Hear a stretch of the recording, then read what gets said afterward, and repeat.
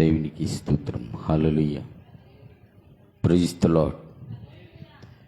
మంచిది. చక్కగా అందరు కూడా 7 మాటలను దేవుడు మీకు ఇచ్చిన ఆ జ్ఞానాన్ని బట్టి, తలాంతును బట్టి వివరించినందుకు మీ అందరు కూడా ప్రత్యేకమైన వందనాలు తెలియపరుస్తూ ఉన్నాను. దేవుడు మిమ్మలను మనందరిని కూడా దీవించి ఆశీర్వదించునుగాక.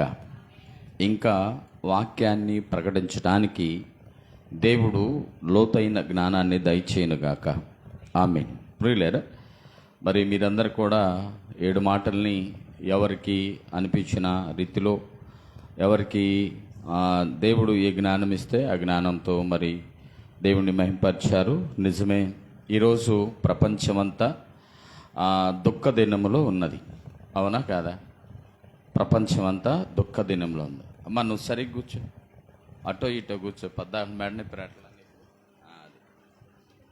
అంటే దిమ్ముకి ఎదురు కూర్చున్నాం. రైట్.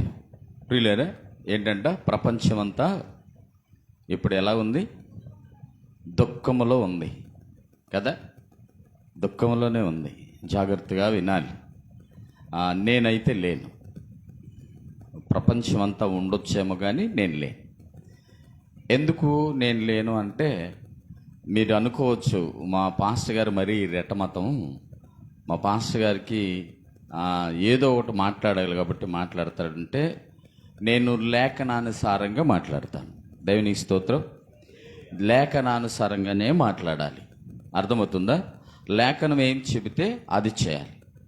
సొంత ఆలోచన చేయకూడదు, సొంత మాటలు పలకకూడదు, సొంతగా పెత్తనం చేయకూడదు. బైబిల్ ఏం చెప్తుంది? మీరు ఇందాక చదివారు కదా, ఇందాక అక్క ఒక మాట చదివి, ఫస్ట్ మాట, తండ్రి వీరేం చేయుచున్నారో వీరెరుగురు గనక వీరిని క్షమించు అని అన్న మాటకి ఆమె ఏమందంటే మనం మారాలి అని. నేను ఆ మాటను రాశాను అక్కడ. మారాలి కదా. నా జీవితాల్లో ఇన్ని సంవత్సరాల్లో ఒకవేళ మార్పు లేకపోతే ఇప్పుడన్నా మారాలి. ఈ శుభ శుక్రవారం మంచి శుక్రవారం అని పేరు పెట్టాం. అందరూ పాపం చాలా భయంకరమైన దుఃఖంలో ఉన్నారు. మంచి శుక్రవారం దుఃఖంలో ఉండటం ఏంటి కదా? ఎందుకు దుఃఖంలో ఉంటున్నారంటే నేను చెప్పగలను ఖచ్చితంగా. క్రైస్తవులు అనబడిన అనేక మంది, కొంతమంది జీవితాన్ని నటిస్తున్నారు, అందుకని దుఃఖంలో ఉన్నారు. కొంతమంది పట్టించుకోవట్లేదు, అందుకని దుఃఖంలో ఉన్నారు. కొంతమంది ప్రభువుని గుర్తెరిగారు, మారారు, కాబట్టి సంతోషిస్తున్నారు. 2 తెగలు ఏం చేస్తున్నాయి? ఒకటి నటించి దుఃఖంలో ఉన్నారు, 2 పట్టించుకొనక దుఃఖంలో ఉన్నారు. 3వ వారు వీరిని ఫస్ట్లో పెట్టాలి. వీరేం చేస్తారంటే లేఖనాల్ని అనుసరించి సంతోషిస్తున్నారు. జాగ్రత్తగా వినాలి. 2 భాగాలు ఏమవుతున్నాయంట? వాళ్ళ ఇష్టానుసారంగా. ఇప్పుడు మేము వచ్చేటప్పుడు ఒక ఆయన సిలువ మోస్తున్నాడు, ఇంకొక ఆయన కొరడాతో కొడుతున్నాడు, ఇంకొక ఆయన ఎగతాళి చేస్తున్నారు. మేము అటు నుంచి వస్తుంటే వాళ్ళు రోడ్డు మీద వస్తున్నారు. బళ్ళన్నీ ఆగినాయి. నేనైతే ఆగలేదు, ఆగకుండా అక్కడికి వచ్చాను. ఆయన అన్నాడు, ఏ ఆగలేవా అన్నాడు. ఆగను అన్నాను. కూచిపూడిలో జరిగింది ఇది. ఆగను. ఎందుకు? నాకు నచ్చలేదు. ఆయన సిలువ మోయటం నాకు నచ్చలేదు. యాక్షన్ చేయమని చెప్పలేదు. బైబిల్ చెప్తున్న మాట ఏంటంటే, ఇందాక మీరు అన్నారు కదా సమాప్తం అయిపోయింది. సమాప్తం అయిపోయిందని నువ్వెవడు కొనసాగించడానికి? నీ ఇష్టమా? ఎవడో గాడిద ఏదో చెప్పాడని నువ్వు చేస్తావా? దీనిని బట్టి నువ్వు దుఃఖపడుతున్నావు. అంతవరకు నిజంగా నాకు చాలా కోపం వస్తూ ఉంటుంది. ఎవడో ఏదో చేసుకున్నాడని నువ్వేదో చేస్తావా? యేసుప్రభు ఏం చెప్పాడు? సమాప్తం అయిపోయింది, చేయాల్సిందంతా నేను చేశా, మీరు చేయాల్సింది ఏంది? అది చేయండి కదా. అర్థమవుతుందా మీకు? ఆయన సువార్త ప్రకటన చేసే కొత్తలోనే అన్న మాట ఏంటంటే, కాలము సంపూర్ణం అయ్యింది అన్నాడు. దేవుని స్తోత్రం. మార్కు సువార్త చదవద్దు, మీరు చూడండి. మార్కు సువార్త 1వ అధ్యాయం 15వ వచనంలో ఉంటుంది. ఏమైనా ఉంటుందంటే అయిపోయింది, అయిపోయిందని నువ్వెవరు కొనసాగించడానికి? నేనెవరు? ఇంకా ఆయన మిగిల్చాడు చెయ్యండి అన్నాడా? లేదు. జాగ్రత్తగా వినండి. ఆయన ఏం చెప్తున్నాడంటే సమాప్తం అయిపోయిందంటే అయిపోయిందనే, పరిపూర్ణం అయిపోయింది. మిగిలింది మీరు చెయ్యండి అన్నది చెయ్యాలి. బైబిల్ చెప్తున్న ప్రకారం ఇప్పుడున్న క్రైస్తవుల్లో చాలామంది 10%, ఇప్పుడు 10 తీసుకోవాలి, 10%, 90 మంది ఏం చేస్తున్నారంటే ఆచార భక్తి అలవాటు ప్రకారం చేస్తున్నారు. 10 మంది లేఖనాల్లో బడి కొట్టుకలాడుతున్నారు. ఇంకా రావట్లేదేంది కదా? జాగ్రత్తగా వినండి. నీతిగా ఉండండి, ఉండం. యథార్థంగా ఉండండి, ఉండం. అదే ఇంకా ఏదన్నా కావాలంటే చేస్తాం. మళ్ళీ ఇంకొక మాట ఏంటంటే ఆయన అమ్మా నా కోసం ఏడవద్దు, మీకోసం మీ పిల్లల కోసం ఏడవమన్నాడు కదా. ఫస్ట్ ఆఫ్ ఆల్ ఎవరి కోసం ఏడమన్నాడు? ఎవరి కోసం? ఎందుకు? నువ్వు సత్తే ఏడకి వెళ్తావు తెలియదు కాబట్టి నీ కోసం ఏడుచుకో, తర్వాత నీ పిల్లల కోసం. నా కోసం ఏమి ఏడవద్దు, నేను సిలువను నలిగిపోతున్నా, నా కోసం ఏడవండి, నేను రక్తం చిందిస్తున్నా, నేను గాయపడ్డా, నా కోసం. ఆయన ఇష్టపడ్డాడు ప్రాణం పెట్టడానికి. దేవుని స్తోత్రం. ఆయన ఇప్పుడన్నా ఏడ్చాడా? అక్కడ కొట్టేటప్పుడు ఏడ్చాడా? బాధపడ్డా? ఆయన కన్నీరు కార్చాడా? ఆ శోక సముద్రంలో మునిగిపోయాడా? ఆయన ఇష్టపడ్డాడు. ఏమంటున్నాడంటే నీ కోసం, నీ పిల్లల కోసమే ఏడు, నా కోసం ఏడవద్దు. ఎందుకంటే నువ్వు పోతే ఏడకెళ్తావు రేపు, అది తెలుసుకో ముందు. తర్వాత నీ కుటుంబం కోసం ఏడు, ఎందుకంటే నీ కుటుంబం ఎక్కడికి వెళ్తుందో అది తెలుసుకో. నేను ప్రశాంతమైన వాతావరణంలోనే ఉంటాను కాబట్టి నా కోసం ఏమి ఏడవద్దు, మీకోసమే ఏడవండి, మీ కుటుంబాల కోసం ఏడండి. ఎవరైనా చేస్తారు ఈ పని? చెయ్యం. యేసు ప్రభు సిలువలో వేలాడాడు, ఆయన్ని నెట్టుకెళ్ళారు, ఆయన్ని కొట్టుకెళ్ళారు, నిజమే. ఎందుకు యేసు ప్రభుని ఈ రకంగా హింసించారంటే హింసకి ఆయనే ఆర్డర్ వేశాడట. అర్థమవుతుందా? నన్ను ఇలా హింస పెట్టాలని హింసకే ఆర్డర్ వేసి ఆయన పొందుకున్న వ్యక్తి, ఒక శక్తి. ఆయన దేవుడై ఉన్నాడు కాబట్టి మనం ఏం చేస్తున్నామో తెలియట్లేదు కదా. బైబిల్ చెప్తున్న ప్రకారం జీవించట్ల మనుషులకు నచ్చింది చేస్తే అది చూసి ఇంకొకళ్ళు చేస్తున్నారు. అందుకే బైబిల్ చెప్తుంది లేఖనాలు సరిగ్గా చదవక, లేఖనాలని సరిగ్గా అర్థం చేసుకొనక దారి తప్పిపోతున్నారంట. చదువుతుంది బైబిలే కానీ ఇష్టానుసారంగా చాలామంది చదువుతున్నారని చెప్తూ ఉన్నారు. కాబట్టి ప్రియులరా జాగ్రత్తగా వినండి. దేశమంతా ఎందుకు శోక సముద్రంలో ఉందంటే వీళ్ళు సొంత ఆలోచన చేస్తున్నారు కాబట్టి. అర్థమవుతుందా? సొంత ఆలోచనలు పనికిరావు, లేఖనాలే పనికిరావు. ఈరోజు ఏంటంట? శుభ శుక్రవారం, మంచి శుక్రవారం. ఎందుకు? నా కోసం కాదు, ఈ పాపి కోసం ఆయన ప్రాణం పెట్టాడు కాబట్టి నేను సంతోషించాలి. దేవుని స్తోత్రం. నా దోషాలని ఆయన భుజం మీద వేసుకున్నాడు, అందుకు నేను సంతోషించాలి. నా పాపాలని కడిగి వేశాడు, అందుకు నేను సంతోషించాలి. అవునా కదా? నా మీదకు రావాల్సిన శిక్ష ఆయన పొందుకున్నాడు, అందుకు నేను సంతోషించాలి. అవునా కదా? ఇప్పుడు నువ్వు ఒక వ్యక్తికి ఒక 10,000 ఇవ్వాలి. ఆ 10,000 ఇప్పించిన వ్యక్తి మధ్యలో ఇంకొక అతను ఉన్నాడు. ఇప్పుడు నువ్వు తీసుకున్నావు, అతను ఇప్పించాడు. తీసుకున్న వ్యక్తి, ఇచ్చిన వ్యక్తి ఎవరిని అడుగుతాడు? మధ్యలో ఉన్న వ్యక్తిని అడుగుతాడు. మధ్యలో ఉన్న వ్యక్తి ఏమంటాడో తెలుసా? ఈడిగిపోతే నేను ఇస్తా, గ్యారంటీ, సంతకం కదా. మధ్యవర్తిత్వం అనేది ఎలాంటిదంటే వీళ్ళిద్దరికన్నా కూడా బాధ్యత కలదు. అదే దేవునికి స్తోత్రం. ఇప్పుడు ఆకాశమందున్న దేవునికి, భూమి మీద ఉన్న మనిషికి మధ్యలో ప్రభువైన యేసుక్రీస్తు వారు ఉన్నాడు. ఇప్పుడు ఆయన అడుగుతా ఉంటాడు, నేనంటా ఉంటాడు. ఇప్పుడు ఈయనకి సమాధానం చెప్పాలి, ఆయనకి సమాధానం. ఈ మధ్యలో నలిగిపోయింది ఎవరంట?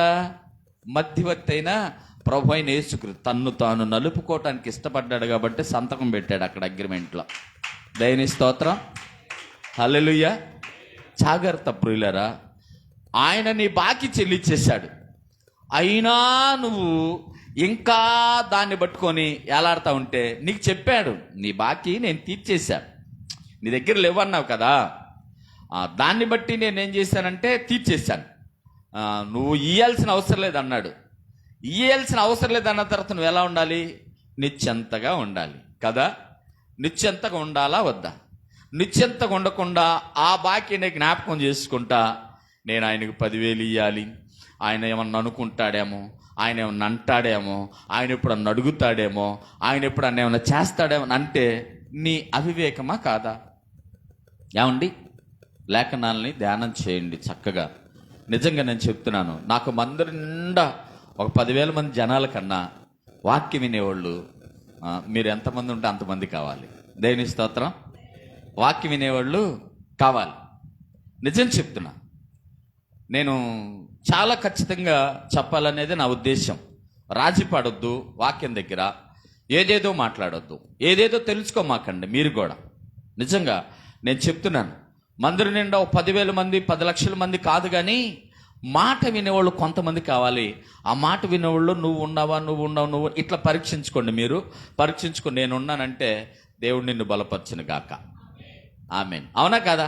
నిజంగా చెప్తున్నాను ప్రియులారా, ఏదో ఒకటి మంది ఎక్కువ ఉన్నారని మనకు నచ్చిందల్లా చేసుకొని మనం ఏదేదో చేసుకొని దేవుణ్ణి భలే గణపరిచాం అనేది హేళన. చెప్పులు లేకుండా నిన్ను నడవమన్నాడు రోడ్డు మీద, ఆయన సిలువేసుకొని కొట్టించుకోమని చెప్పాడు నిన్ను రోడ్డు మీద, పెద్ద పెద్దగా హరవమన్నాడు. వాడొక నటన, ఈడొక నటన. ఈ నటన చేస్తే నువ్వు పరలోకానికి ఎప్పుడు వెళ్తావు? ఎప్పటికి వెళ్తావు? అందుకే ప్రభు అంటున్నాడు కదా, వేశ్యనైనా క్షమిస్తాను కానీ ఎవరిని క్షమించడు? జాగ్రత్త ప్రియులారా. భక్తి చెయ్యనున్నా క్షమిస్తాడేమో కానీ చేస్తున్నట్టు నటిస్తాడే వాడిని క్షమించడంట. జాగ్రత్తగా వినాలి ఈ మాటని కదా. ఇప్పుడు రోడ్ల మీదకి వెళ్ళి చూడండి, ఎంతమంది నటిస్తా తిరుగుతారు. మేము భక్తులమని కనుపరచుకోలేదు. లేదు, ఆయన చెప్తున్న మాట ఏంటంటే వేశ్యనైనా అంటే వీడి మాట ఏంటంటే ఎలా ఉంటుందంటే, నేను దేవుడిని కనపరచనయ్యా, దేవుడు లేడు. ఓకే, దేవుడు ఉన్నాడు అని పలుకుతూ ఆయన అనుకరించి నడవలేక చూసావా, వాళ్ళని క్షమించడం. లేడు అన్నవాడిని ఆయన క్షమిస్తాడు, ఏదో ఒక రోజు రుజువు చేస్తాడు ఆడికి నేను ఉన్నానని. దేవుని స్తోత్రం. ఇందాక అమ్మాయి ఒక మాట చెప్పింది, ఏమనని, ఒకసారి బైబిల్ గ్రంథాన్ని చూసి బాప్తిసం తీసుకొని అలా వెళ్ళి ఇలాగొచ్చి మరలా ఇలా చేస్తే వాడికి క్షమాపణ లేదు, మరలా వాడు మార్చుకున్నదాకా. జాగ్రత్త. ఏదో ఒక రోజు దుర్మార్గుడికి చెప్తాడు నేనే దేవుణ్ణని, కానీ తెలిసి నటించేవాడికి చెప్పలేరు ఎవడు కూడా. అవునా కదా? అదే అంటారు కదా పెద్దలు, ఏమంటారు, నిద్రపోయేవాడిని లేపుతాంరా, నటించేవాడిని ఏమి లేపుతామండి?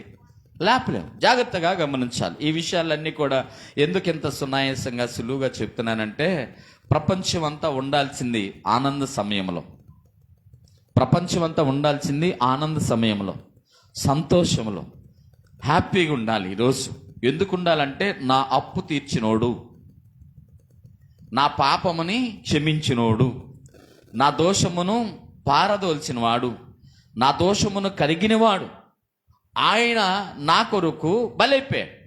ఇంకా నేను దేన్ని చేయాలంటే, ఆయన నా కొరకు చేసిన దాన్ని సాక్షిగా ఇతరులకు చెప్తూ సువార్త ప్రకటన చేయాలి. ఆయన సమాప్తము చేశాడు, దాన్ని కొనసాగించకూడదు. దేన్ని కొనసాగించాలి? శుభవార్తను కొనసాగించాలి. ప్రభు నా కొరకు ప్రాణం పెట్టాడు. హలో, నా కొరకే కాదు మిత్రమా, నీ కొరకు కూడా పెట్టాడు. నా కొరకే కాదు, నీ కొరకు కూడా ఆయన ప్రాణం పెట్టాడు. ఎవరి కొరకు పెట్టాడు? సమస్త జనుల కొరకు. చాలా మంది అనుకున్న ఆలోచన ఏంటంటే, ఈ తెగవారి కొరకు, ఆ తెగవారి కొరకు, వీళ్ళ కొరకు ప్రాణం పెట్టాడు అనుకుంటున్నారు. కాదు మిత్రమా, నువ్వు ఏ తెగ అయినా కొరకు నీ కొరకు ప్రాణం పెట్టాడు. ఆయన సర్వలోకనాథుడు, సర్వశక్తిమంతుడు. ఆయన సర్వమును ఎరిగినవాడు కాబట్టి సర్వజీవ రాశుల కొరకు కూడా ఆయన ఏం చేశాడట? ప్రాణం పెట్టాడు ఆయన. అంతే. ప్రతి మనిషి కొరకు పెట్టాడు. జాతోడేంటి, మతమోడేంటి, రంగోడేంటి, ఆ ఎత్తోడేంటి, పొట్టోడేంటి, ఇది కాదు. ప్రతి ప్రాణము కొరకు ఆయన ప్రాణం పెట్టాడు. ప్రతి మనుషుల కొరకు ప్రాణం పెట్టి, ఇది చెప్పాలి. అర్థమైందా? ఆయన ఏం చేయాలి? పాప క్షమాపణ కొరకు బలి చేసి ముగించేసి వెళ్ళిపోయాడు ఆయన. దేవుని స్తోత్రం. ముగించేశాడు అంతే. అరే నా ప్రాణం చాలదురా నీది కూడా పెట్టు అన్నాడా? అమ్మాయి నా ప్రాణం చాలదు అమ్మాయి, నీ ప్రాణం కూడా పెట్టు, మిగతాది పుల్ పిలిచేయి, నేను 30 వంతు చేశా, లేకపోతే నేను 90 చేశా, లేదా నేను 95 చేశా, లేదా 99 చేశా, ఒకటి నువ్వు నిన్ను అడిగాడా ఎప్పుడన్నా? మరి ఎందుకు నువ్వు ఈ నటనలన్నీ? ఎందుకు ఈ నటనలన్నీ? జాగ్రత్తగా గమనించాలి. వాక్యాన్ని ఎన్ని సంవత్సరాలు చదివితే నువ్వు ఇంకా నటన మానేస్తావు. ఎందుకు దేవుడు ఇంకా నీకు అవకాశం ఇచ్చాడో తెలుసా? ఈ దినమందైనా నువ్వు తెలుసుకుంటావేమోనని. దేవుని స్తోత్రం. ఏంటంట? ఈ దినమందన్నా తెలుసుకోవాలి. లేఖనాలు చదువుతూనే కూడా పక్కదారి పట్టిస్తుంటే ప్రభు ఏం చేస్తాడు? ఇవాళ ఖచ్చితంగా నిన్ను బట్టి సిలువ వేయబడుతున్నాడు. ఇవాళ కూడా వేయబడ్డే ఉంటాడు నాకు తెలిసి. ఇవాళ కూడా ఆ గాయం లేలు పెట్టి తిప్పుతానే ఉంటావు నువ్వు. ఆ గాయం లేలు పెట్టి తిప్పుతానే, ఆ మేకులు కొడతానే, ఆ కొరడాలతో కొడతానే ఉన్నావు. ఎందుకు? ఆచారం అనే భక్తి చేస్తున్నావు కాబట్టి. అర్థమవుతుందా? ఆచరణ చేస్తే ఏమవుతుంది? సంతోషిస్తాడు. ఇప్పుడు నా లేఖనాన్ని వీళ్ళు ఇలా చక్కగా అనుసరించి నడుస్తున్నారు కాబట్టి సంతోషం. ఈ ఒక్క మనిషితో, ఈ ఒక్క సంఘంతో, ఈ 2 సంఘాలతో, ఈ కొంతమందితో ఇలాగ ఉండాలి. ఒక మనిషి, ఒక ఇల్లు, ఒక సంఘం, ఒక గ్రామం, ఒక ప్రాంతం, ఒక దేశం, ఇలాగా ఒకటి అని ఎక్కడన్నా ఆయన సంతోషిస్తూ ఉండాలి లేఖనాలను అనుసరించి నడిచేటప్పుడు. ప్రియులారా, ఈ విషయాన్ని ఎందుకు మనం తెలుసుకోలేకపోతున్నామో అర్థం కావటం లేదు. అందరూ బైబిల్ జ్ఞానులే, అందరూ బైబిల్ని బాగా చదివేవాళ్లే, అందరూ బాగా అర్థం చేసుకోగలిగిన వారే. కానీ చదివినంతసేపే తర్వాత బయటికి వెళ్తే మనం మన ఇష్టానుసారంగా లోకాన్ని బట్టి మనం యేసు ప్రభుని సిలువేస్తున్నాం అనటంలో ఎటువంటి మొహమాటం ఏమి లేదు. ఖచ్చితంగా వేస్తూ ఉన్నాం. కాబట్టి ఇప్పుడు నేను వాక్యంలోకి వెళ్తాను. ఇప్పుడు దాకా మీకు వాక్యం ఏం చెప్పలేదు. వాక్యం చెప్పాను అనుకోమక్కండి, వాక్యం చెప్పలేదు. ఇందాక చింటూ ఒక మాట అన్నాడు. ఏంటంటే మింటూ అన్న మాట ఏంటంటే ఆయన మాట ఏంటంటే గుర్తించాలనే మాట చింటూ చెప్పాడు. మింటూ చెప్పింది నాతో ఉంటావా అని చెప్పాడు. చింటూ చెప్పింది ఏంటంటే గుర్తించాలి, బాధ్యత తీసుకోవాలి. ఏ బాధ్యత తీసుకోవాలి? ఆయన అప్పచెప్పాడు. అబ్బాయి ఏమే మీ అమ్మ అన్నప్పుడు ఊరికే బలివాళ్ళలాగా ఉన్నావు, మమ్మీ ఇంటి దగ్గర ఉందే అనలా. బాధ్యత అంటే మాట వినటం అన్నారు. దాన్ని జాగ్రత్త గమనించాలి. ఇది నీ దగ్గర ఉంటే చాలు. బైబిల్ అంతా నువ్వు చదివి ఇరగదీయాల్సిన అవసరం లేదు. నీ దగ్గర మాట వినే గుణం ఉంటే చాలు. ఆయన ఎక్కడున్నాడు? సిలువలో ఉన్నాడు. ఎవరిని చూశాడు? అమ్మని చూశాడు. తర్వాత ఎవరిని చూశాడు? శిష్యుడిని చూశాడు. వీడైతే కరెక్ట్ అని వినేవాడికే మాట చెప్తాడంట. ఎవరైనా నీకు నేను మాట చెప్పానంటే నువ్వు వింటావని, నువ్వు తిరస్కరిస్తే నేనేం చేయలేదు, ఆయన కూడా ఏం చేయలేదు. ఇన్ని సంవత్సరాలు యేసుక్రీస్తు వారు 2025 సంవత్సరాల క్రితం ఈ మాట చెప్పాడు. అవునా కదా? అప్పటి నుంచి ఎవరికి తెలియదు ఈ మాట. మరి ఎందుకు మాట వింటలా? ఎందుకు వింటలా? అబ్బాయి ఏవేడే మీ అమ్మ అని అంటే, అమ్మా ఇతడే నీ కుమారుడు. ఆమె కూడా ఏముంది? అదేందయ్యా, నేను గర్భాన్ని దాల్చింది నీ దగ్గర, నిన్ను నేను కన్నది నిన్ను, నేను పెంచింది నిన్ను, మరి ఇప్పుడు ఆయన ఎవరు నన్ను అని అనలేదు. ఆమెకు తెలుసు ఈయనెవరో. దేవుని స్తోత్రం. ఆయనకు తెలుసు ఆయన ఎవరో. దేవుని స్తోత్రం. నీకే తెలియట్లా ఈయనెవరో, మనకే తెలియట్లా. అవునా కాదా? జాగ్రత్తగా వినండి ఈ మాట. మనకే తెలియట్లా ఆయన ఎవరో. సిలువలో ఒక ఆయన విరాలాడుతున్నాడే, ఆయన ఎవరు మనకే తెలియట్లా. వాళ్ళిద్దరికి తెలిసింది. ఎవరికి? కన్న తల్లికి తెలిసింది, పక్కనే ఉన్న శిష్యుడికి తెలిసింది. ఈయన ప్రభు అయిన యేసుక్రీస్తు వారు. ఆయన లోక పాపములను మోయటానికి వచ్చిన గొర్రెపిల్ల. అంటే వచ్చాడు, వెళ్ళిపోతాడు. ఇప్పుడు బాధ్యత నాకు, ఆమెది నాకు ఇచ్చాడు కాబట్టి ఆయన మాటకి నేను విధేయత చూయించాలి. లేఖనం అంటే ఇదే, మాట వినడం. దేవుని స్తోత్రం. బాధ్యత ఉంటే మాట వింటాం. అక్కడ ఆ 2 మాటలు నేను రాశాను. ఎందుకో దేవునికి లోబడాలి, మాట వినాలి. బాధ్యత ఉంటే మాట వింటావు, బాధ్యత లేకపోతే ఏం మాట వింటావు? ఈ చెవిలో చెబుతుంటే ఈ చెవిలో చెల్లిపోతున్నావు అనుకో, లెక్కనే అంతే అన్నమాది. ఇంకంతే. యేసు ప్రభు దిగొత్తేనే పని అవ్వలేదు అక్కడ అందరితో, అవునా కదా? కొందరికి అయింది. కాబట్టి ఆ కొందరిలో నువ్వు ఉంటే మంచిది. ఏ కొందరిలో? ఇనేవారిలో. ఇప్పుడు తిరస్కరించే వాళ్ళందరూ రోడ్ల మీద సిలువలు మోస్తున్నారు. జాగ్రత్తగా వినాలి. ఈ సిలువు మోసేవాడు భక్తుడు అంటే నేను అస్సలు ఒప్పుకోను. వాడు అని కూడా ఎందుకు అంటున్నానంటే, నటన చేయొద్దని బైబిల్ చెప్తుంది. బైబిల్లో చెప్తున్న మాట ఏంటంటే, నటించి బ్రతకమాక. మనిషి దగ్గర నటిస్తావేమో, జాగ్రత్త, నటించవచ్చు. దేవుడి దగ్గర నటించమాక. ఆ నటన ఆయన కూడా నటించాడు అనుకో, అక్కడికి వెళ్ళిన తర్వాత నీ బ్రతుకేమవుతుందో ఆలోచించు. ఇక్కడ నటిస్తావు, బాగానే రంగేస్తున్నావు, బట్ట లేకుండా చేస్తున్నావు, లేకపోతే ఇంకోటి చేసి ఇక్కడ బాగా నటిస్తున్నావు. నేను సిలువు మోసాను, నన్ను కొరడత కొట్టారు, ఒకడు నన్ను ద్వేషించాడని. కానీ రేపు అక్కడ ఆయన ఒక నటన, ఎరా నువ్వేనా, చూసేలే అని చెప్పి ఆయన ఇటు తిరిగాడు అనుకో, నీ పరిస్థితి ఏంటంటే నీ లైఫ్ ఇక నటించడానికి కూడా పనికిరాదు. అక్కడ నటించే అవకాశం కూడా ఉండదు. ఇక్కడ నటించడం మానుకుంటే అక్కడ జీవిస్తాం. అర్థమవుతుందా? చాలామంది నటిస్తున్నారు. నీకో మాట చెప్పనా? సిలువలో యేసు ప్రభు వారిని తీసుకెళ్ళినప్పుడు యేసు క్రీస్తు దగ్గరగా అసలు ఒంటి మీద నూలు పోగులేదంట. తెలుసా? బట్టలు లాగేశారు అని బొమ్మ మీద మనకి ఒక గోశం చూపిస్తారు. అసలు యేసు ప్రభు ఒంటి మీద నూలు పోగు లేదట. బైబిల్ చదివేవాళ్ళు చదివితే అర్థం చేసుకోగలిగితే నూలిపోగు లేదంట. ఇవాళ తిరగమని సిలువు మోసేవాడిని బయట నూలిపోగు లేకుండా ఏమంటారండి?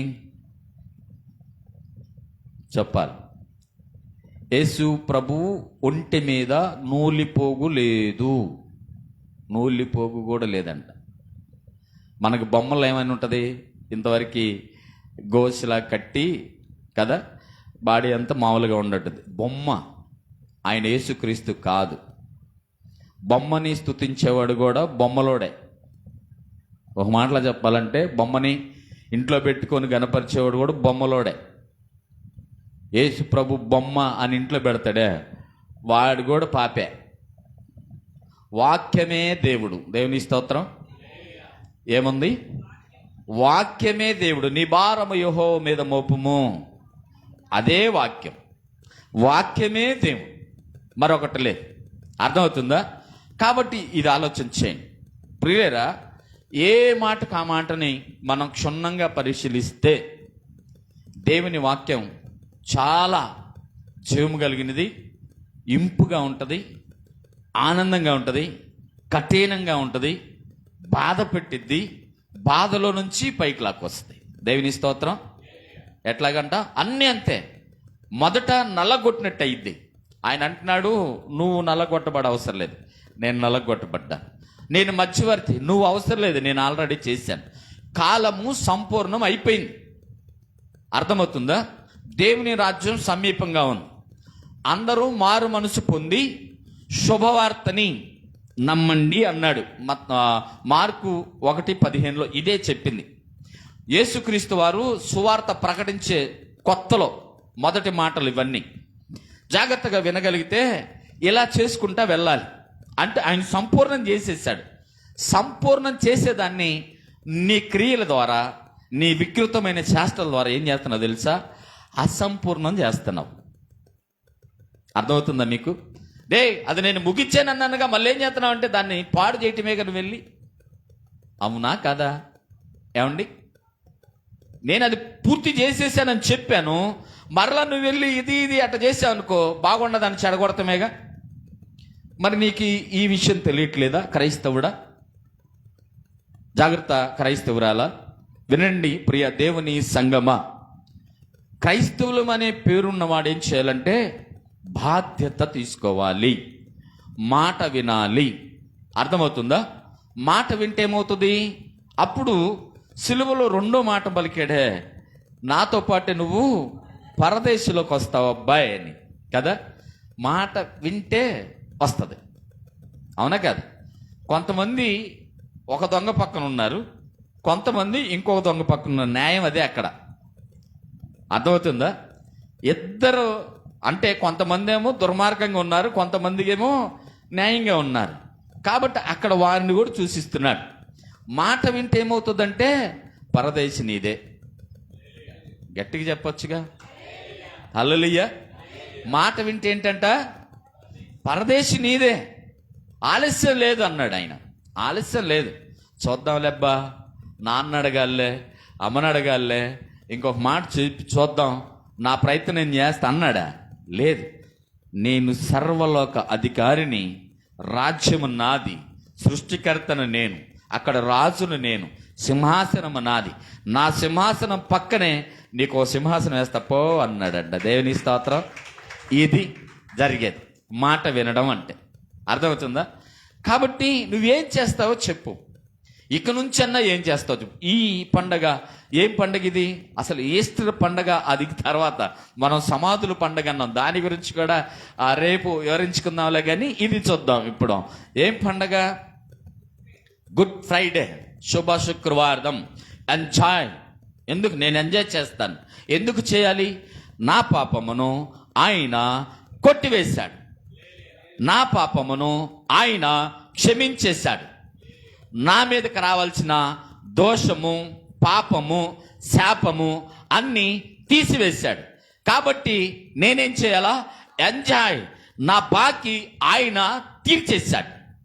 నా మీదకి రావాల్సిన ఆ శ్రమ, ఆ దెబ్బ, ఆ అవమానం, ఆ నింద, ఆ ప్రతిదీ ఆయన పొందుకున్నాడు.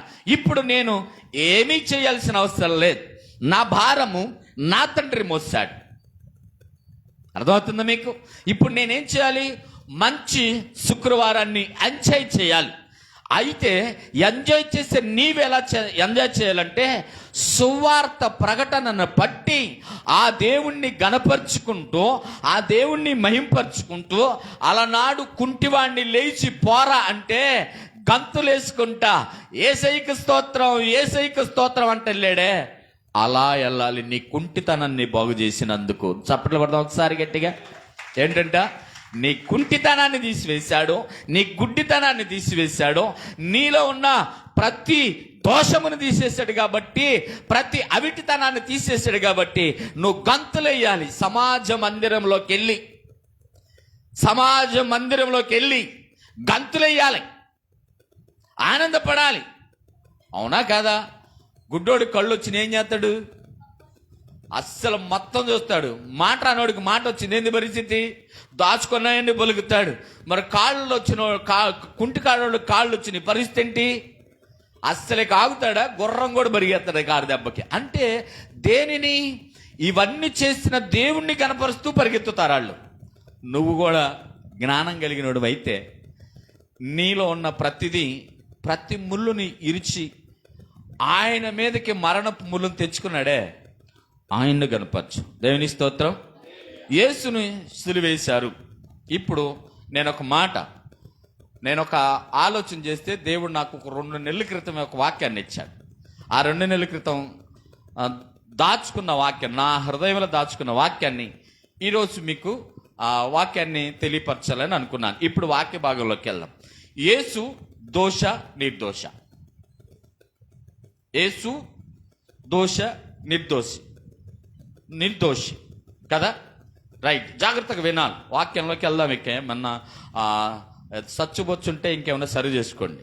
ఇంకేం లేదుగా, కూర్చోటమేగా. రైట్, వినండి ప్రియులారా. యేసు దోష నిర్దోష అంటే నిర్దోషి అన్నారు కదా. నేనేమంటానంటే యేసు దోషి అంటాను. నువ్వు ఎంత రెటమాతంగా ఉన్నావేందయ్యా బాబు అని అనుకోండి, తప్పులే. అనుకుంటేనే మీకు అర్థమవుతుంది. నిజంగా మీరు అనుకోవాలి, నా గురించి మీరు అనుకోవాలి.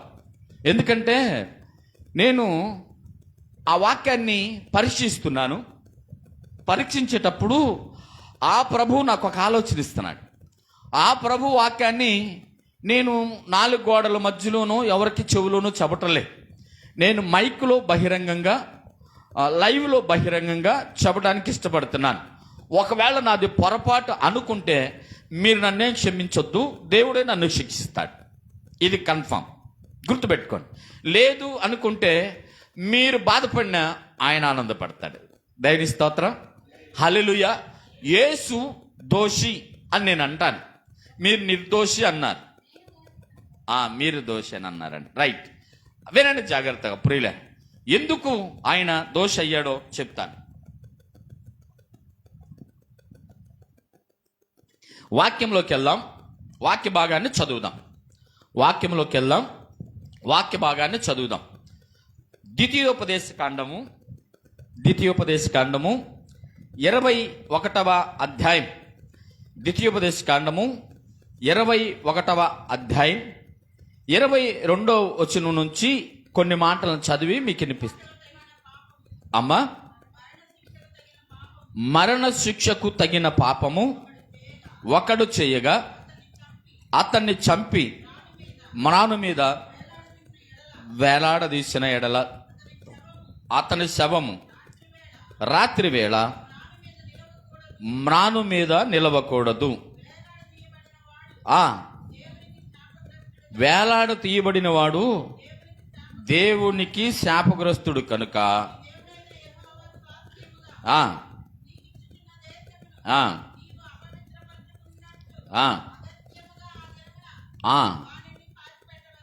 చాలు.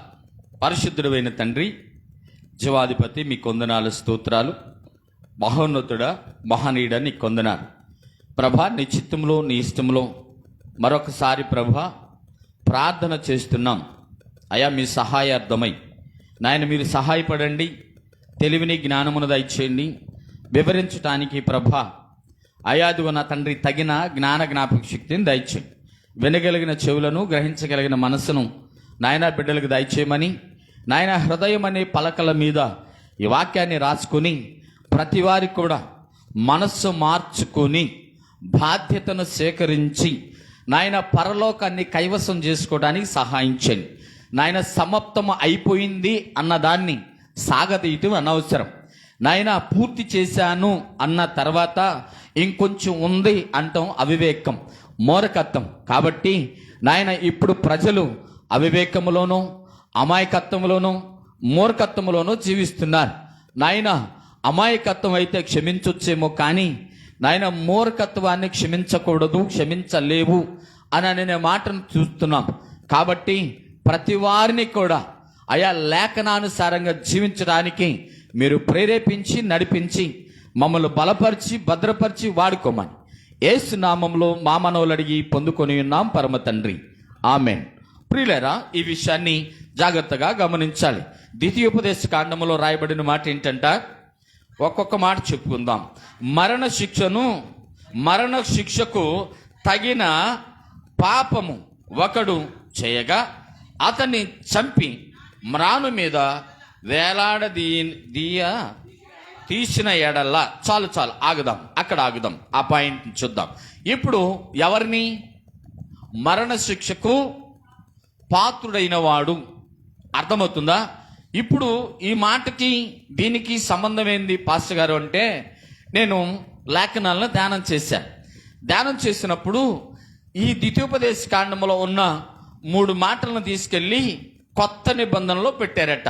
మీరు జాగ్రత్తగా వినాలి. ద్వితీయోపదేశ కాండంలో ఉన్న 3 మాటలను తీసుకెళ్ళి క్రొత్త నిబంధన మత్తయి సువార్తలో పెట్టారట. పెడితే అక్కడ పలికారు. ముందుగానే ఇక్కడ మాట్లాడిన మాట ఏంటంటే, ఏం జాగ్రత్తగా, మరణ శిక్షకు తగిన పాపము ఒకడు చేయగా. జాగ్రత్తగా వినాలి.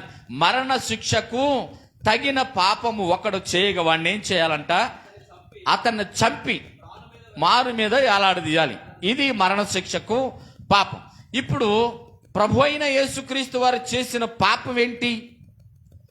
ఇది మనం ఆలోచించాలి. ఆయన ఏ పాపం చేయలేదు అని అంటున్నారు, కానీ చేశాడు. ఆయన ఏం పాపం చేశాడు? జాగ్రత్తగా వినండి. ఈరోజు వాక్యం ఇదే. ఈరోజు వాక్యాన్ని పోగొట్టుకోమాకండి. ఎంత పాపం చేశాడంటే, యేసుక్రీస్తుని సిలువ కాదు వేయాల్సింది, ఇంకంతకన్నా భయంకరం ఏమైనా ఉంటే అది కూడా వేయొచ్చు. ఎందుకో చెప్తాను, జాగ్రత్తగా వినండి. ఇదేంటండి మీరు ఎలా ఉన్నారంటే, నిజమే. ఎందుకు అనంటే, ఒక మనిషి మరణ శిక్షకు తగిన పాపం చేస్తే ఆ మనిషిని చంపి దాని మీద ఎలాడదీయాలని ఉంది. కానీ ఈయన మరణ శిక్ష కన్నా కూడా ఇంకా దారుణమైన పాపం చేశాడు. ఆ పాపం ఏంటంటే, నన్ను ప్రేమించటమే ఆయన చేసిన పాపం. యూదులందరూ కలిసి ఆయన ఎందుకు శిక్ష చేశారంటే, అయ్యా ఈయన యూదులు రాజు అన్నాడు, అందుకే శిక్ష చేశాం అన్నాడు. అసలు అందుకు కాదు ఈయన శిక్ష చేయాల్సింది. ఎందుకంటే నాలాంటి వేస్ట్ గాడిని ప్రేమించాడే, నాలాంటి పాపిని, నాలాంటి దొంగని, నాలాంటి వ్యభిచారిని, నాలాంటి నరహంతకుడిని, నాలాంటి అబద్ధికుడిని, నాలాంటి మోసగాడిని, నాలాంటి త్రాగుబోతుని, నాలాంటి తిరుగుబోతుని, నాలాంటి ఏమంటారు మోసగాడిని, నాలాంటి ఏంటంట ముసుగు వేసుకుని, భక్తి అనే ముసుగు వేసుకుని పాపపరీతమైన పనులు చేస్తున్న నాలాంటి అనే మాటను తీసుకెళ్తే నీ ప్రతి పాపమును, అందుకే లేఖనాలు ఏం చెప్తున్నారు, మింటూ ఒకటి పెట్టాడు, పోస్ట్ ఏం పెట్టాడంటే, ఇందాక 1 తిమోతికి రాసిన పత్రికలో 2:6లో నట్టుకుంటా ఏమని పెట్టాడు, నీ ప్రతి పాపము ఏం చేశాడంట, కడిగేశాడట. జాగ్రత్తగా వినాలి. నీ ప్రతి పాపము అంటే ఇప్పుడు చెప్పండి ఎన్ని పాపాలు ఉన్నాయి? ఒక్క పాపమునైతే తప్పులేదు, ఈయన సిలువేయొచ్చు. ఇప్పుడు చెప్పు, నేను చెప్పేనే ఏమని, అబద్ధాలు, మోసం, కోరచూపు, వారచూపు, దోరచూపు, పెదాలతో పలికే పదాలు, జాగ్రత్తగా వినాలి, హృదయముతో ఆశించే ఆశ, ప్రతిదీ పాపమే. హలో, మీకు అర్థమవుతుందా? ఏం పాపం? నా పాపమును కాదు, ప్రతి పాపమును, మన ప్రతి పాపములను, ప్రతి పాపములు అంటే నాకు తెలిసి నా పాపాలను లెక్క పెట్టాలంటే ఇలాంటి డైరీలో ఒక 10-20 కావాలి. 10-20 కావాలంటే ఎన్ని పాపాలు ఉండుంటాయి? 10-20 కూడా చాలవే మేబీ. మరి ఇప్పుడు ఎన్ని పాపాలు క్షమించాడు ఆయన? జాగ్రత్తగా వినాలి కదా. ఈ పాపిని సారీ ఈ పాపిని ప్రేమించినందుకు ఆయనకు శిక్ష తప్పదే, అంతే. అవునా కాదా? ఏమండి, అవునంటారా కాదంటారా?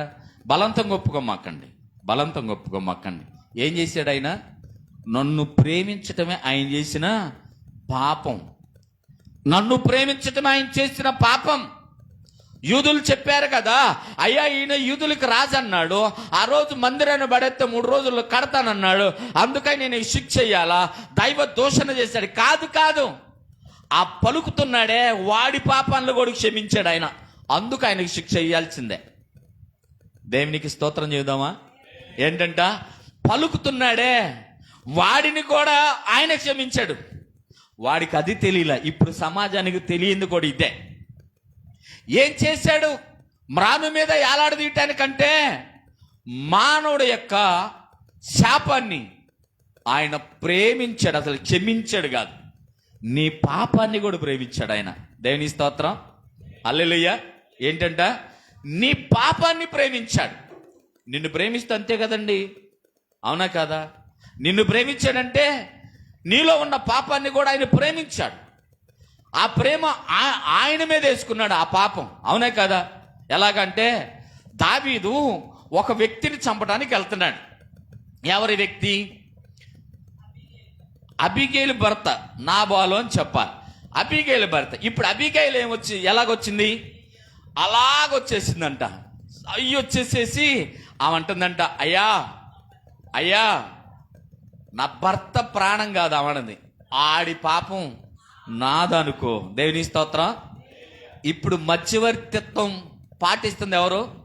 ప్రభు అయిన యేసుక్రీస్తు వారు. ఇప్పుడు ఆ తండ్రికి చెప్తున్నాడు ఈ భ్రష్టుడి గురించి, ఈ దుర్మార్గుడి గురించి, ఈ లోపి గురించి, ఈ నీచుడి గురించి అంటున్నాడు, అయ్యా ఒక అవకాశం నేను వీడి కోసం, వీడి పాపాలన్నిటికీ క్రయదానం అయిపోతా, బలైపోతా, వీడిని క్షమించు, నన్ను శిక్షించు. దేవుని స్తోత్రం. విన్నావా వాక్యాన్ని? ఎప్పుడన్నా ఈ వాక్యాన్ని చదివేవా? జాగ్రత్తగా ఆలోచించాయి. ఏమంటున్నాడు? ఈ మధ్యవర్తి అంటున్నాడు కదా, పాపం వీడిదే కానీ నాదనుకొని నువ్వు క్షమించు అంటున్నాడు. దేవుని స్తోత్రం. ఏమంటుంది అబీగైల్? అయ్యా వాడు మొరటోడాడు, ఆడు మోటోడే, అంతే, వాడు స్వభావం అది. నువ్వేం చేస్తావంటే ఆడి పాపం నాదనుకుని నన్ను క్షమించినట్లుగా క్షమించు అన్నాను. ఇప్పుడు ప్రభు అయిన యేసుక్రీస్తు వారు కూడా తండ్రి అంటాడు, అయ్యా పాపం వీడిదే కానీ ఈ పాపాన్ని నేను వేసుకుని వీడి కోసం ఆ శాపాన్ని నేను భరిస్తా. ఎంత ఇష్టమో తెలుసు ఆయనకి. ఎంత ఇష్టపడ్డాడు తెలుసా? అవునా కాదు? భరించనైతే చత్తే సావు అంటాడు, అవునా కాదు? భార్య అనేది భర్త అంటాడు, పిల్లలు అంటారు, తల్లిదండ్రులు అంటారు, ఎవరైనా అంటారు. ఏమో చత్తే సావు ఏంటంట? విసుగు. ఆయన ఏమంటున్నాడు కదా, మీరెవరు చావద్దు, మీరెవరు చావద్దు, మీ పాపాన్ని బట్టి అస్సలు చావద్దు, మీ పాపాన్ని బట్టి అస్సలు చావద్దు, నేను మీ కొరకు ప్రాణం పెడతా. ఇప్పుడు చెప్పండి, యేసు దోష నిర్దోష కదా? నీలాంటి నాలాంటి దొంగలతో స్నేహం చేశాడు కాబట్టి ఆయన కూడా దొంగే. నీలాంటి నాలాంటి లోబులతో ఉన్నాడు కాబట్టి ఆయన శిక్షార్హుడే, దోషే, అవునా కాదా? నలుగురు దొంగలతో ఉండి గుడ్డ కాపలా కాసినట్టు కూడా దొంగే కాదా? నా వైపు చూడండి, అందరు జాగ్రత్తగా వినండి, అవునా కాదా? కదా? ఇప్పుడు మనతో కలిసి ఆయన కూడా ఏమయ్యాడు? పాపి అయ్యాడు, దోష అయ్యాడు. మరి దోషి కాకపోతే ఆ శిక్ష ఆయనకి ఎందుకు వస్తుంది? దోషిని ప్రేమించాడు, దోషిని ప్రేమించాడు నిర్దోషి కాబట్టి ఏమంటున్నాడంటే, వాడు నా ఫ్రెండ్ ఆడు, ఆడి కోసం నేను ఏదైనా చేస్తా. ఏం చేస్తావరా? వాడు తినేది అబ్బా నువ్వు తింటావా? తింటాను. వాడు బాధ నువ్వు పడతావా? పడతాను. వాడి భారాన్ని నువ్వు భరిస్తావా? భరిస్తాను. ఇష్టం ఇష్టం. అందుకే ఆయన దోషుడు. ఎవరిని బట్టి? నిన్ను బట్టి, నన్ను బట్టి, మనల్ని బట్టి, భూమి మీద నటులను బట్టి, గర్విష్ఠులను బట్టి, ఆయన దగ్గర ఉన్న సాత్వికులను బట్టి కూడా ఆయన ఏమయ్యాడంట? దోష అయ్యాడంట. జాగ్రత్త. అందుకే ఈ అంశాన్ని ఎప్పుడు రాసుకున్నాను తెలుసా? దాదాపు 2 నెలల క్రితం నా బైబిల్ క్రమంలో అలా చదువుతూ ఉంటే ఈ వాక్యం దొరికింది నాకు. దొరికినప్పుడు నేను ఆలోచన చేసి అక్కడ రాశాను, ప్రత్యేకమైన వర్తమానం అని రాసి అక్కడ యేసు దోష నిర్దోష అనే అంశం పెట్టాను. అయితే యేసు దోషి అని పెట్టాను నేను అక్కడ, ఎందుకంటే నాలాంటి దోషిని ప్రేమించాడు కాబట్టి. ఆ రెండో మాట ఏముందంటే అక్కడ చూద్దాం ఒకసారి పులియర్లా. అతని శవము ఆ మాను మీద నిలవకూడదు, వేలాడదీయబడిన వాడు ఏంటంట? దేవునికి శాపగ్రస్తుడు గనుక నీకిచ్చుచున్న దేశమును నీవు అపవిత్రపరచకుండునట్లు అగత్యముగా తొందరగా తీసి అతన్ని పాతి పెట్టవలని. ఇప్పుడు చెప్దాం, ఎవడంటే ఎవడీడంటే ఈ మానవుడు ఎవడట? శాపగ్రస్తుడు అన్నాడు, అవునా కదా? ఎవరికి? దేవునికి శాపగ్రస్తుడట. ఏది? మరణ శిక్షకరమైన పాపం చేస్తే అతన్ని చంపాలి, చంపిన వాడిని వేలాడదీయాలి, వేలాడదీసిన వాడిని ఉదయం నుంచి సాయంత్రం వరకే ఉంచాలి, సాయంత్రం తర్వాత ఏం చేయాలా? తీసి అక్కడ పాతి పెట్టాలి. ఏమైంది అక్కడ ఉంటే? గెద్దలో రాబందులో ఏమిటి పీక్కు తింటేగా. అయితే అక్కడ ఏమంటున్నారంటే వాడు శాపగ్రస్తుడు, ఆ శాపం ఊరి మీదకి రాకముందే వాడిని తీసి పాతి పెట్టాలని. ఇప్పుడు ఈ శాపగ్రస్తుడిని ప్రేమించిన ఆయన శాపాన్ని కొందించుకున్నట్టేగా. జాగ్రత్త గమనించండి ప్రియుల, ఎవరిని ప్రేమించాడు ఆయన? శాపగ్రస్తుడినే ప్రేమించాడు. మడ్రిస్టుని, టెర్రరిస్టుని, నక్సలైట్లని, ఉగ్రవాదుల్ని, తీవ్రవాదుల్ని, అర్థమవుతుందా మీకు? అందరినీ, ఇప్పుడు దేవునికి వ్యతిరేకంగా ఉన్న ఆ మొత్తం అందరినీ కూడా ఆయన ఏం చేస్తున్నాడట? ఈ శాపగ్రస్తులందరినీ కూడా ప్రేమిస్తూనే ఉన్నారంట. మీరందరూ బాగా లీలమైపోయినట్టున్నారు వాక్యంలో. జాగ్రత్త, వినండి, రాసుకోవటం తర్వాత చూసుకోండి. ముందు వాక్యాన్ని వినండి. వాక్యం వింటే మీ హృదయంలో నాటబడింది ప్రియులారా. జాగ్రత్తగా విన్నాను, జాగ్రత్తగా ఆలోచన చేయండి ప్రియులారా. ఏంటంట? ఎవరిళ్ళు? దేవునికి విరోధమైన వారు కూడా, దేవుణ్ణి వెదిరించే వారికి కూడా, దేవుణ్ణి గణపరచని వారిని, ఆ శాపాన్ని కూడా ఈయన భుజం మీద వేసుకున్నాడట. ఇప్పుడు ఈయన దోష నిర్దోష? జాగ్రత్తగా వినాలి. ఎందుకు? మంచివాడితో సహవాసం చేస్తే మంచోడు అన్నారు, చెడ్డవారితో సహవాసం చేస్తే చెడ్డవారు అన్నారు. ఈ చెడ్డ లోకాన్నే ప్రేమించేశాడు ఆయన. దేవుని స్తోత్రం. ఆయన వచ్చిందాక ఎవడు భూమి మీద పవిత్రుడు లేడు, అవునా కదా? అంతకుముందు ఉన్నా కూడా వాళ్ళు కూడా పాపులయ్యి ఉన్నవారే. ఏదో బలి అనేది కోడెలను దూడలను ఇచ్చి అలా సర్దుకున్నారు. పరిపూర్ణం అయ్యింది అంటే యేసు వచ్చిన తర్వాతే. దేవుని స్తోత్రం. సంపూర్ణం అయిపోయింది, సమర్పించేశా అయిపోయింది అన్నది ఎవరంటే యేసుక్రీస్తు వారు, అవునా కాదు? ఏం చేశాడు? వచ్చిన పని ముగించి ప్రాణం ఇచ్చాడు. ఇచ్చేసినప్పుడు ఆయన సంపూర్ణం చేశాడు, అప్పుడే అయ్యింది, కానీ అంతకు ముందు అవ్వలేదు.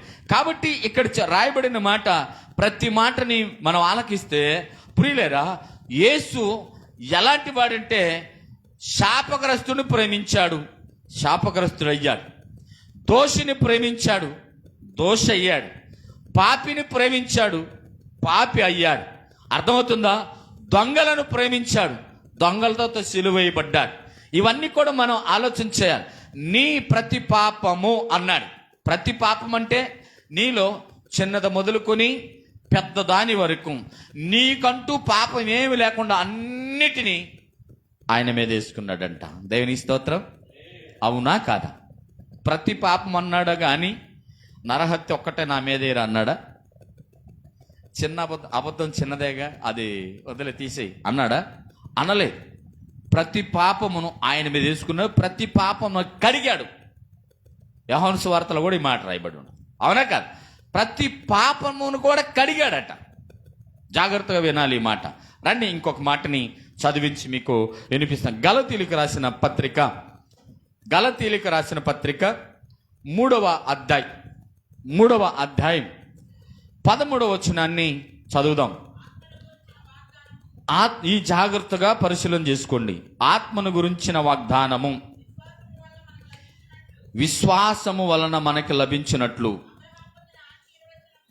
అబ్రహాము పొందిన ఆశీర్వచనము క్రీస్తు యేసు ద్వారా అన్యజనులకు కలుగుటకై. ఇక్కడ ప్రతి మాటను మీరు అండర్లైన్ చేసుకోవాలండి.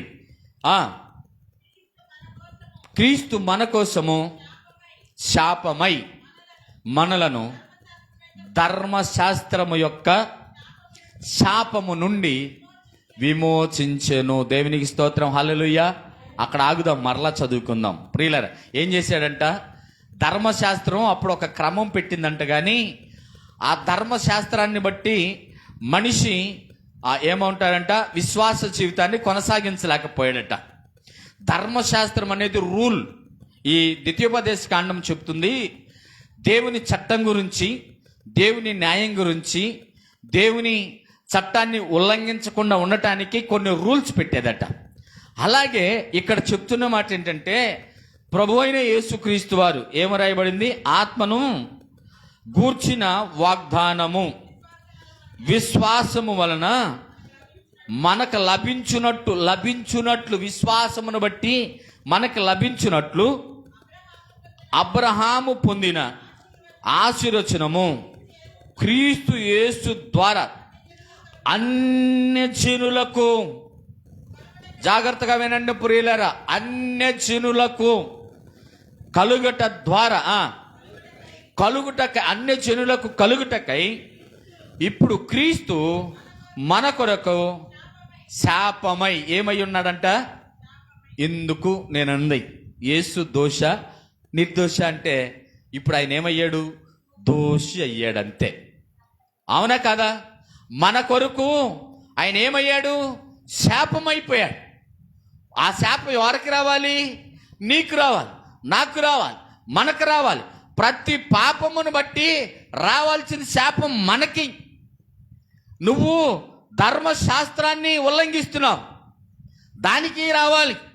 లేఖనాల్ని అనుసరించట్లేదు, లేఖనాల్ని చదవట్లేదు, లేఖనాల్ని వెంబడించట్లేదు, లేఖనాన్ని పాటించట్లేదు. అయినా కూడా ఆయన నీకోసం ఏమయ్యాడు? శాపమయ్యాడంట. జాగ్రత్త ప్రియులారా, ఈ వాక్యాన్ని మీరందరూ కూడా జాగ్రత్తగా పరిశీలన చేస్తే ఏమయ్యాడు ఆయన నీకోసం అంటే? శాపమయ్యాడు. ఎందుకంటే నీకు ఆశీర్వాద వచనాలు రావాలని, నిన్ను దీవించాలని, నిన్ను బలపరచాలని, నిన్ను ఆదుకోవాలని ఒక మాట చెప్పాలంటే ఆయన ఏం చేస్తున్నాడంటే నీ కొరకు ఆయన ఏమై ఉన్నాడట? శాపమై ఉన్నాడని లేఖనాలు చెబుతున్నాయి ప్రియులారా. చదువుదాం ఒకసారి ఆ మాటను చదవండి అమ్మా. క్రీస్తు మన కొరకు శాపమై మనలను ధర్మశాస్త్రము యొక్క శాపము నుండి విమోచించెను. దేవునికి స్తోత్రం. ఏం చేశాడంట? ధర్మశాస్త్ర శాపం ఉందే దాని నుండి విమోచించాడు. ఎలాగా? ఆయన శాపం పొందుకొని, ఆయన క్రయదానం పొంది, ఆయన గొర్రె పిల్లగా వధువు చేయబడి, ఆయన వదక తెచ్చిన గొర్రె పిల్ల వల్ల బలైపోయి ఆ రక్తము ద్వారా మనల్ని ఏం చేశాడంట? విమోచించాడు, విడుదల దయచేశాడంట. దేవుని స్తోత్రం. హల్లెలూయా. ఏం చేశాడు? ఆయన విడుదల దయచేశాడు. కట్టబడిన నీవు, పాతి పెట్టబడిన నీవు ఆ బంధకాలలో ఉన్న నీవు, చీకటిలో ఉన్న నీవు, లేకపోతే పాప కోపములో చిక్కుకోబడిన నీవు, అపవిత్రములో ఉన్న నీకు ఆయన చేసిన పని ఏంటంట? విడుదల దయచేశాడంట. దేవునికి స్తోత్రం. ఏమంటే అర్థమవుతుందా మీకు? విడుదల ఇచ్చాడు. విడుదల ఇస్తే నువ్వేం చేస్తున్నావు తెలుసా? ఎర్ర వేగుతున్నావు.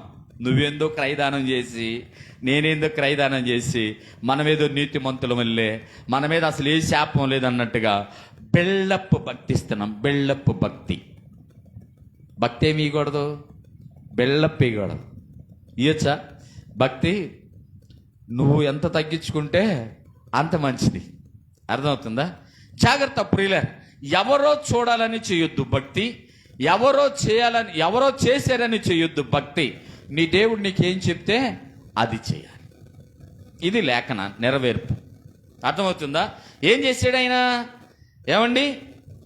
క్రీస్తు మన కోసము శాపమై మనలను ధర్మశాస్త్రము యొక్క శాపము నుండి విమోచించెను. ఇందును గూర్చి మ్రాను మీద వేలాడిన ప్రతివాడును శాపగ్రస్తుడని. మాను మీద ఏలాడిన ప్రతివాడు. ఇప్పుడు యేసుక్రీస్తు ఎక్కడ ఏలాడాడు? ఎందుకు? ఈ శాపగ్రస్తుడు కొరకే. ఇప్పుడు ఆయన శాపంగా మారాడు, పాపంగా మారాడు, దోషిగా మారాడు. అవునా కదా? మరి నీ దోష శిక్ష, నీ పాప శిక్ష, నీ యొక్క శాప శిక్ష ఎవరు అనుభవిస్తున్నారు? ఇప్పుడు ఆయన అనుభవించేసాడు కదా. ఇప్పుడు మరలా నువ్వు చేయాల్సిందేంటి? దాన్ని ఏం చేయాలా? క్రొత్తగా మనం జీవించడానికి ప్రయత్నించాలి. క్రొత్తగా జీవించాలంటే ఏం చేయాలి? దేవుని మాట ఆలకించాలి, బాధ్యతను స్వీకరించాలి. అర్థమవుతుందా? అప్పుడు నువ్వు కొత్తగా జీవితాన్ని తయారు చేసుకుంటావు. దేవుని మాట వినాలి, లేఖనం చదవాలి. ఇది చెప్తున్నది కదా. లేఖనం ఏమని చెప్తుంది? విమోచించేసా, అయిపోయింది. నీ శాపాన్ని తీసేసా, మీ శాపం లేదిక, ఆ శాపాన్ని నేను భరించా. మీ దోషం లేదిక, ఆ దోషాన్ని నేను భరించా. మీ మీద ఎటువంటి పాపం కానీ, నేరం కానీ, ఎటువంటి దోషారోపణ లేదు అని ఆయన చెప్తుంటే మనమే మళ్ళీ ఆ దాస్యం కాడి కిందకే వెళ్తున్నాం. దేవుని స్తోత్రం అండి. ఎక్కడికి వెళ్తున్నాం? కాడి ఎరగొట్టేశాడు ఆయన, పగిలిపోయింది, కాడిని తీసేశాడు. కానీ మనం ఏం చేస్తున్నాం అంటే మళ్ళీ ఆడికి వెళ్తున్నాం దాని కిందకి. నేను ఈ కాడే మోస్తా, నీ కర్మ అది.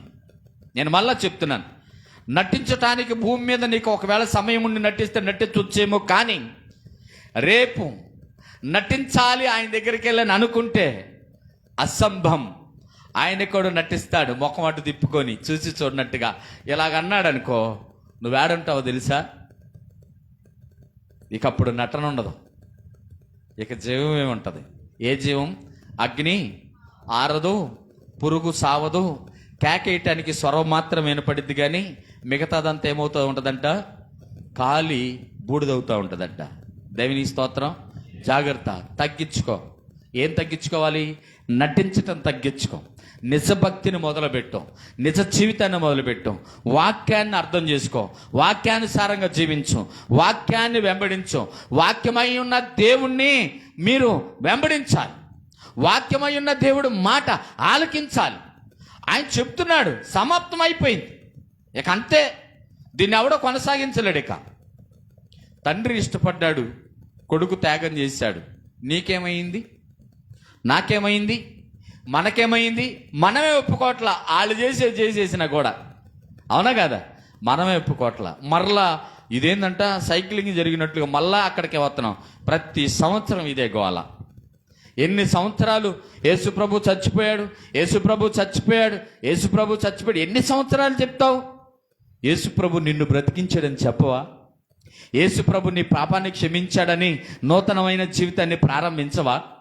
యేసుప్రభు సమాప్తం అయ్యింది అన్నాడు, కాలం సంపూర్ణమైపోయింది అన్నాడు, దేవుని రాజ్యం సమీపంగా ఉంది అన్నాడు, మారు మనసు పొందుడి అన్నాడు, శుభవార్త వినుడి అన్నాడు. ఇది పట్టించుకోవా? ఇంకా ఎంతకాలం? ఆదివారం మట్టలు తెస్తావు, యేసుప్రభు చచ్చిపోయాడని ఏమో ఏడుస్తావు. యేసుప్రభు నీ కొరకు చచ్చిపోయాడని సంతోషించే సమయం లేదా నీకు? పేరుకేమో శుభ శుక్రవారం, చేసే పనులన్నీ ఆయన బాధ పెట్టాయి. అవునా కాదా? ఈ రోజున ఎంతమంది ఏడుస్తున్నారో వాళ్ళందరూ మళ్ళీ యేసుప్రభుని ఏడిపిస్తున్నట్టే. ఎందుకంటే ఆయన అన్నాడు కదా, అమ్మా నా కోసం ఏడవద్దు, మీకోసం మీ పిల్లల కోసం మాత్రమే ఏడవండి అని చెప్పాడు. అవునా కాదా? ఇప్పుడు ఎవరి కోసం ఏడవాలి నువ్వు? నేను ఏడిస్తే ముందు నా కోసం ఏడవాలి, తర్వాత నా భార్య కోసం, నా పిల్లల కోసం ఏడవాలి. ఇప్పుడు వాళ్ళు ఏడిస్తే వాళ్ళ కోసం ఏడవాలి, తర్వాత మా కోసం ఏడవాలి. ఇలా ఎవరి కాళ్ళు ఎవరి కోసం ఏడ్చుకోవాలంటే మన కోసం మనం ఏడ్చుకోవాలి. ఎందుకు? ప్రభువా, నీ రాజ్యం వచ్చినప్పుడు మేము కూడా నీతో పాటు వస్తే, మమ్మల్ని కూడా నువ్వు జ్ఞాపకం చేసుకుంటే, నీతో పాటు వస్తే ఎక్కడ ఉంటాం మేము? ఎక్కడ ఉండాలి? అందుకని ఏడవాలంట. అర్థమైందా? అందుకు ఆయన రిక్వెస్ట్ చేశాడు. ఏమని రిక్వెస్ట్ చేశాడు? యేసు, నీ రాజ్యంతో నువ్వు వచ్చినప్పుడు జ్ఞాపకం చేసుకో కొద్దిగా. ఇప్పుడు నువ్వు చేయాల్సింది కూడా అదే. యేసు, నీ రాజ్యముతో నువ్వు వచ్చినప్పుడు నేను, నాతో కూడా నా కుటుంబం, నా కుటుంబంతో కూడా నా సంఘం, నా సంఘముతో కూడా ఇంకా సంఘాలు జ్ఞాపకం చేసుకయ్యా అని చేయగలిగితే ఇది ఒరిజినల్. దేవుని స్తోత్రం. ఇదే ఒరిజినల్. కాదు గడ్డం పెట్టుకుంటా, పీకించుకుంటా, జుట్టు పెట్టుకుంటా, పీకించుకుంటా, ఒంటి మీద ఒక బట్ట వేసుకుంటా, లాగించుకుంటా, గుడ్డ కొరడా తీసుకొని కొట్టించుకుంటా, కుదిరితే మేకులు కొట్టినట్టు యాక్షన్ చేస్తా అంటే అవన్నీ పారవు, పనికిరావు. ఇవన్నీ పనికిరావు. జాగ్రత్తగా వినండి. భక్తిని భక్తిగా చేద్దాం, భక్తిని భక్తిగా చేద్దాం. రేపు నీది కాదు అనుకున్నప్పుడు ఈ రోజున పరిపూర్ణంగా ఉండు. రేపు నీది కాదు, ఈరోజు పరిశుద్ధంగా ఉండు. రేపు నీది కాదు, కొనసాగించు దేవుని స్వార్థని. అంతేగాని ఆయన ముగించాను అన్నదాన్ని కాదు, ఆయన ఆపేయి అన్నదానిని కాదు, ఆపేశా అన్నదానిని కాదు, కొనసాగించు నా త్యాగాన్ని అన్నాడు. దేవునికి స్తోత్రం. ఇప్పుడు ఏం చేయాలా? యేసు నీ కొరకు, నా కొరకు త్యాగం చేశాడు. నీ ప్రతి పాపమును క్షమించాడు. ఇక నువ్వు పాపంలో ఉండటానికి వీళ్ళు ఎలా చెప్పగలగాలి? చివరి మాట చెప్పి నేను ముగిస్తాను. రండి, యోహాను సువార్త ఏంటంట? ప్రతి మనిషి కూడా మాను మీద ఉన్న ప్రతివాడు శాపగ్రస్తుడేనట్ట. జాగ్రత్త. నిజంగా మనమే ఉండాలి మాను మీద. అవునా కదా? మరణ శిక్షకు మించిన పాపాలు చేశాం మనం. ఒక మాట చెప్పాలంటే యోహాను సువార్త 19వ అధ్యాయం 31 నుంచి కొన్ని మాటలు ధ్యానం చేద్దాం. ప్రియులారా, చదువుదామా? ఆ దినం సిద్ధపరచు దినము,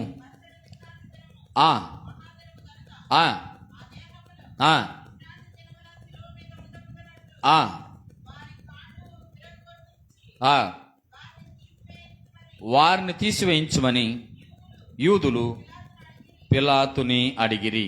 అక్కడ ఆగుదాం ఒక్క నిమిషం. ఏంటంట ఇప్పుడు మళ్ళా చదవటానికి ఇష్టపడదాం. ఏమని ఉంటున్నారు? జాగ్రత్త. ఆ దినము ఏం దినమంట? ఈరోజు ఏ దినము? ఏందండి మీరు చదవట్లేదేంది? అదే మరి అట్లా చూస్తావేంది? చెప్పు, ఏ దినము? చదివి నువ్వే చెప్పు. ఇవాళ ఏ దినం? మరేంది అట్టుకు చూస్తావు? ఎందుకు? సమాధానం చెప్పాలిగా. జాగ్రత్తగా వినండి. ఈరోజు ఏం దినం? సిద్ధపరచు దినం. నిన్ను నువ్వు కూడా సిద్ధపరచుకోవాల్సిన దినమే. ఒక మాటలో చెప్పాలంటే ఆ రోజు ఏ దినం అంటే సిద్ధపరచు దినము. ఎక్కడి నుంచి తీయాలంటే ఇప్పుడు ఆయన్ని ఎక్కడి నుంచి? మ్రాను మీద నుంచి కాళ్ళు ఎరగొట్టి తీయాలట. ప్రతి సిలువ వేయబడిన వాడట, సిలువ వేయబడిన వాడు సాయంకాలం వరకే ఉండాలట.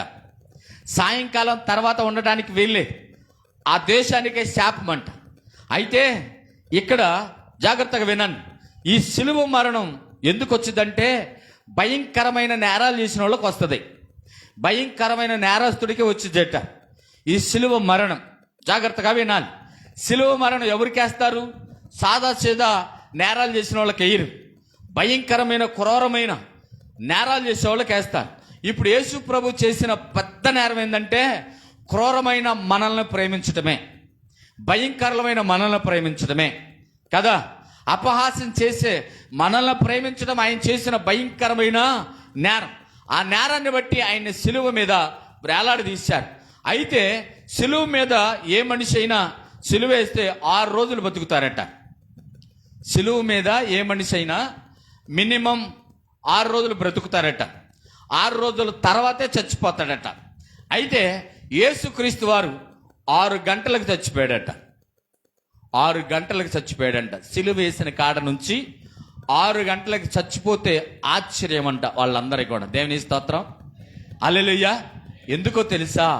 ఆయన వచ్చిన పనిని ముగించాలి, త్వరగా ముగించాలి, సమయాన్ని బట్టి ముగించాలి, సమయ చిత్తాన్ని బట్టి ముగించాలి.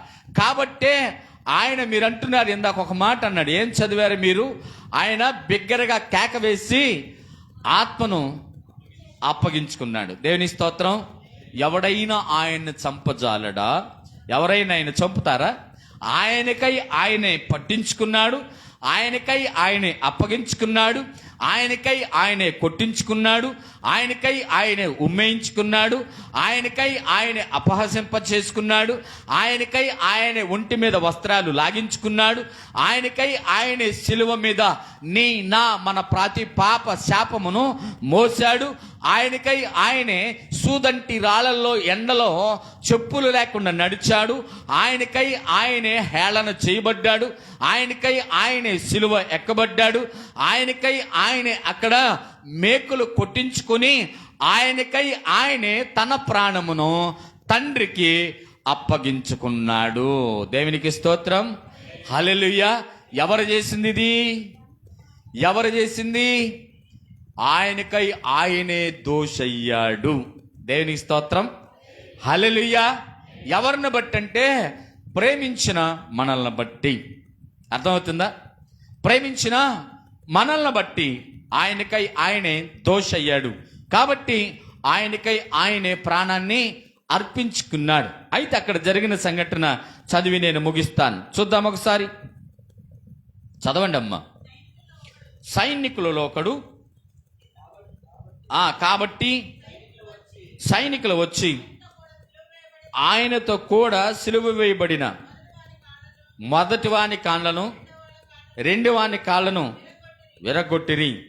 వారు యేసునొద్దకు వచ్చి చూసి ఆయన కాళ్ళు విరగొట్టలేదు, కానీ సైనికులలో ఒకడు ఈటెతో ఆయన ప్రక్కలో పొడిచెను, రక్తము నీరు కారెను. ఇది చూసిన వారు సాక్ష్యం ఇచ్చుచున్నాడు. అతని సాక్ష్యము సత్యమే, మీరు నమ్మునట్లు ఆయన సత్యము చెప్పుచున్నాడు అని ఆయన ఎరుగును. చాలు, ఇక్కడ ఆగుదాం ఒక్క నిమిషం. ఏం చేశారట? ఆయన్నే అర్జెంటుగా పొద్దుగుతుంది కాబట్టి సిలువ మీద నుంచి దించమన్నారు. ఇప్పుడు ఏం చేయాలంటే సిలువ అక్కడ సిలువలో ఉన్న వాళ్ళ ప్రకారం సాయంత్రానికి దించేటప్పుడు కాళ్ళు ఎరగొట్టి తీసుకొచ్చి అక్కడ పడేయాలట. వాడు చచ్చినప్పుడు చేస్తాడు ఇక. కానీ ఈయన ఆల్రెడీ ప్రాణం పెట్టేసాడు, అయిపోయింది. యేసుక్రీస్తుని చచ్చిపోయాడని నమ్మలేని వాడు చేసిన పని ఏంటంట? ఈటితో ఆయన్ని పొడిచినప్పుడు ఏమొచ్చినాయంట? నీరును రక్తం వచ్చిందట. యేసుక్రీస్తు వారు సిలువ అప్పజెప్పే ముందు ప్రార్థన చేసేటప్పుడు కూడా ఆయన చెమట రక్తముగా మారిందంట. జాగ్రత్తగా వినాలి, ఎంత అద్భుతం చూసావా? ఒక చోట చెమట రక్తముగా మారింది, ఒక చోట రక్తమును చెమట నీరును కలిసి వచ్చాయి. ఈ స్వస్థత పరిచే చూసిన ఇప్పుడు పొడిచిన వాడు ఆయన చూశాడంట. దేవుని స్తోత్రం. ఆడు దోషాన్ని కూడా ఆయన భరించాడు సిలువలో. దేవుని స్తోత్రం. హల్లెలూయా. అతని దోషాన్ని, అతని పాపాన్ని, నన్ను పొడవటమే పాపం అయిన ఆ పాపాన్ని కూడా నేనే భరించా అన్నాడు. దేవునికి స్తోత్రం. జాగ్రత్త ప్రియులారా, దేవుని వాక్యాన్ని. అందుకే కింద లైన్లో ఏముందంటే, ఆయన ఎముకలలో ఒక ఎముక కూడా ఎరవబడదు అని లేఖనము నెరవేర్పు కొరకు ఇది జరిగేను. దేవునికి స్తోత్రం. ఇప్పుడు చెప్పండి, బైబిల్లో ఏ మాట అయినా తీసివేయబడిందా? ఏ మాట అయినా చేర్చబడిందా? లేదు. లేఖన నెరవేర్పు కొరకే ప్రభు అయిన యేసుక్రీస్తు వారు ఒక లేఖనమై వచ్చాడు. దేవుని స్తోత్రం. హల్లెలూయా. ఆయనే ఒక వాక్కు, ఆయన ఒక వాక్యం, ఆయన ఒక పదం, ఆయన ఒక మాట, ఆయన మాటే నిజం కాబట్టి ఆయన నెరవేర్చాడు. ప్రియులారా జాగ్రత్త, సిలువలో శాపగ్రస్తులు మాత్రమే ఎక్కాలంటే అది మొట్టమొదట నేను ఎక్కాలి, తర్వాత మీరు ఎక్కుతారో లేదో నాకు తెలియదు. కానీ నేను ఎక్కకుండా ఆయన నన్ను క్షమించి నా పాపమును ఆయన మీద వేసుకుని ఆయన దోషయ్యాడు, ఆయన శాపగ్రస్తుడయ్యాడు. ఆయన ప్రతి పాపము, నిజంగా ఈ పాపాల గురించి ఆలోచిస్తే ఎన్ని పాపాలు ఉన్నాయంటే, కళ్ళతో చూసే పాపం, అవునా కాదా? కళ్ళతో చూసే పాపం, ఎన్ని పాపాలు చూస్తాం? ఎన్ని చూస్తాము. పెదాలతో పలికే పాపం, చెవులతో వినే పాపం, హృదయముతో ఆలోచించే పాపం, మనసుతో ఆలోచించే పాపం, చేతితో చేసే పాపం, కాళ్ళతో చేసే పాపం. పాపం పాపం పాపం అంటే ఏడుంది మనిషి జీవితం అంటే? అంత పాపం మయం. అర్థమైందా? ఇన్ని పాపాలని ఇప్పుడు సమస్త జనులు పాపాన్ని ఏడేసుకున్నాడంట, ఇక్కడ వేసుకున్నాడంట. దేవుని స్తోత్రం. అక్కడ వేసుకున్నాడు. ఆ సిలువు మోస్తుంటే, ఆయన్ని కొడతంటే ఆ దెబ్బలు మాంసపు ముద్దలంట ఇంతింత ముద్దలుగా చినిగా అక్కడ పడతా ఉన్నాయంట.